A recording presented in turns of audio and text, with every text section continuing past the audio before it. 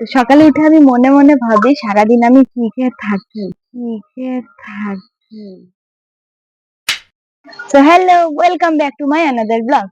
তো সকালে উঠে আমি মনে মনে ভাবি সারাদিন আমি কি খেয়ে থাকি। তো আজকে আমার মনটা করছে একটু পান্তা ভাত খেতে হবে। তো তাই খাওয়া যাক। আজকে আমরা খাবো পান্তা ভাত, কারণ কালকে রেখে দিয়েছিলাম ভাত, জল ঢেলে রাখিনি, এমনি রেখে দিয়েছিলাম। তো আজকে সেটার মধ্যে জল ঢেলে আলু ভাজা দিয়ে খাবো। কার না পান্তা ভাত খেতে ভালো লাগে বল। তো চলো, পান্তা ভাত খাওয়ার জন্য তো কিছু সরঞ্জাম করতে হবে, তো সেগুলোই কেটে নেবো। কারণ পান্তা ভাত আমি খাবো আলু ভাজা দিয়ে আর কাঁচা লঙ্কা আর কাঁচা পেঁয়াজ দিয়ে। চলো দেখতে থাকো শেষ পর্যন্ত। সাবস্ক্রাইব করতে কিন্তু একদম ভুলবে না। লাইক করবে, কমেন্ট করবে, শেয়ার করে দেবে। আর হ্যাঁ, এটা কিন্তু আমার নতুন চ্যানেল, তোমরা কিন্তু সাবস্ক্রাইব প্লিজ করে দাও, যাতে এরপরে আমি আরো অনেক অনেক ব্লগ ভিডিও বানাতে পারি। আর আমার কিন্তু অবশ্যই সাজেশন করো কমেন্টে, কারণ আমার এটা ফার্স্ট। তো সেরকম ভালোভাবে তো আমি এখন তোমাদের মতন ভালোভাবে এডিট করতে পারবো না, বা ভালো ভালো ভিডিও করতে পারবো না।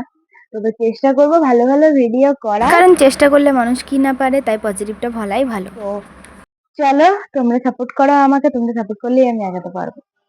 তো এখানে আমি আলুগুলোকে নিয়ে নিয়েছি, আর আলুগুলোকে আমি ছুলে নিয়ে সরু সরু করে কেটে নেবো। তোমরা কারা কারা পান্তা ভাত খেতে ভালোবাসো অবশ্যই কিন্তু আমাকে জানিও। আর অনেকে চানাচুর দিয়েও পান্তা ভাত খায়, তবে আমি চানাচুর দিয়ে পান্তা ভাত খাইনি কোনোদিন। আজকে ফার্স্ট বার চানাচুর দিয়ে পান্তা ভাত খাবো, কারণ অনেকের কাছে আমি শুনেছি চানাচুর দিয়ে পান্তা ভাত নাকি ভালো লাগে। আর তোমরা দেখতে পাচ্ছ আমার এখানে একটা মাইক লাগানো রয়েছে জামার মধ্যে। এই মাইকটা কিন্তু আমি পারচেস করেছিলাম ফ্লিপকার্ট থেকে। যদি তোমাদের সেই ভিডিওটা দেখতে হয়, তোমরা আমার চ্যানেলে গিয়ে ভিজিট করো আর দেখে আসো। মাইকটা কিন্তু আমি অনেক কম দামে পারচেস করেছিলাম। তোমাদের যদি পারচেস করার হয় তো ওই ভিডিওতে আমার লিংক দেওয়া আছে, যে ভিডিওতে আমি মাইকের আনবক্সিং নিয়ে ভিডিও বানিয়েছি।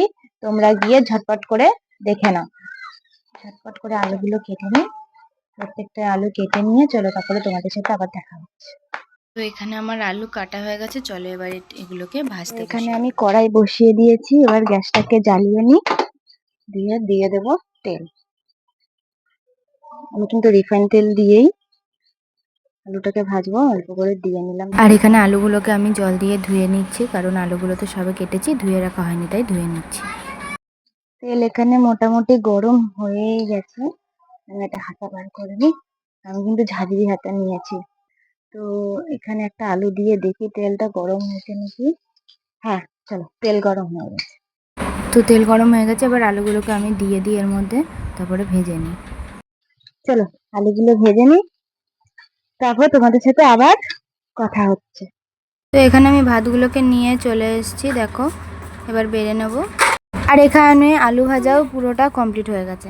আর এখানে আমি নিয়ে নিচ্ছি সর্ষের তেল, নুন, আর এখানে নিয়ে নিয়েছি কাঁচা লঙ্কা।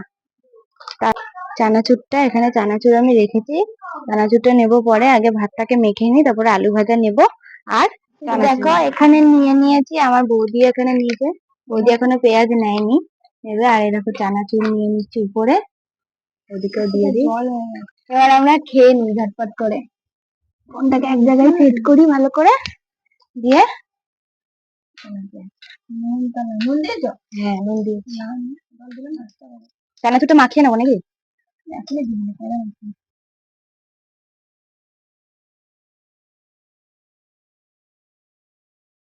আর আমার একটু নুন কম লাগছে, তাই আমি একটু নুন বেশি করে নিয়ে নিলাম, কারণ আমি এমনিতেও নুন বেশি খাই, আর পান্তা ভাতে নুন এমনিও বেশি লাগে, তোমরা সবাই সেটা জানো। তো চলো আমি খেয়ে নিই ততক্ষণে। ভালো হলো। তো চলো টাটা, আমরা খেয়ে নিই, দেখা হচ্ছে তোমাদের সাথে আরও একটা নতুন ভিডিওতে। তোমরা কিন্তু সাবস্ক্রাইব করতে একদম ভুলবে না, লাইক করবে, কমেন্ট করবে, একটা শেয়ার করবে।